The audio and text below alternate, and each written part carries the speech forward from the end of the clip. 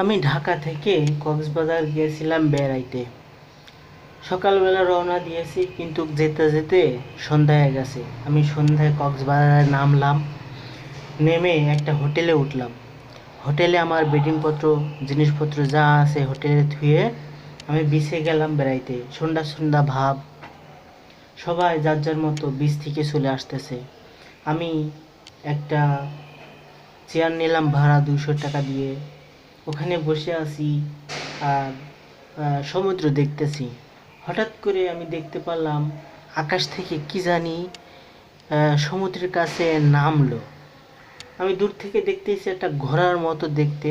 আমি সাহস পাইতেছি না কাছে যাওয়ার। সমুদ্রের কাছে মনে হইতেছে সমুদ্রের ভিতরে, কিন্তু আসলে সমুদ্রের পাড়ে দাঁড়িয়ে আছে। আমি একবার গেলাম, সাহস করলাম কাছে যাওয়ার। সাহস করে গেলাম কাছে, যে দেখতেছি ঘোড়াটার পাখা আছে। তখন আমি বুঝতে পারলাম আসলে এটা পঙ্খিরাজ ঘোড়া।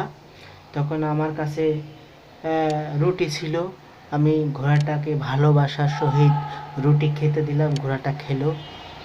আমি ভাবলাম যে সিনেমার মতো বোধহয় ঘোড়া কথা শুনে মানুষের মতো আমি কথা বললাম, ঘোড়া তুমি ভালো আছো, কোথা থেকে আসছো?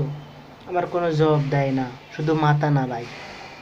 পরে আমি ঘোড়ার গায়ে হাত বুলালাম, পরে আদর করে আমি পাড়ের দিকে নিয়ে আসার চেষ্টা করলাম। ঘোড়াটা আমার সাথে এসলো, কেউ নাই, আমি একা একা। তখন আমি ভাবলাম যে ওর পিঠে একটু চড়া যায় কিনা।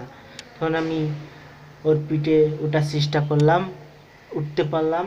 তখন সে ঘোড়াটা আমার কক্সবাজারের সমুদ্রের উপর দিয়ে আমাকে ভালো করে উড়িয়ে উড়িয়ে ভ্রমণ করালো, আকাশ ভ্রমণ করাইলো। এই 20 মিনিট মতো আমি আকাশ ভ্রমণ করলাম, দেখলাম, অনেক আনন্দ অনুভব করলাম। পরে ঘোড়াটা আমাকে নামিয়ে দিয়ে গেল। আমি তখন তার কাছে অনেক আদর ভালোবাসা দেখালাম, তাকে গায়ে হাত বুলিয়ে অনেক আদর আপ্যায়ন করলাম। তখন ঘোড়াটা 2 চোখের পানি দিয়ে, অশ্রু দিয়ে আমাকে শেষ বিদায় জানাইলো। আমি কেঁদে দিলাম ঘোড়ার ভালোবাসায়।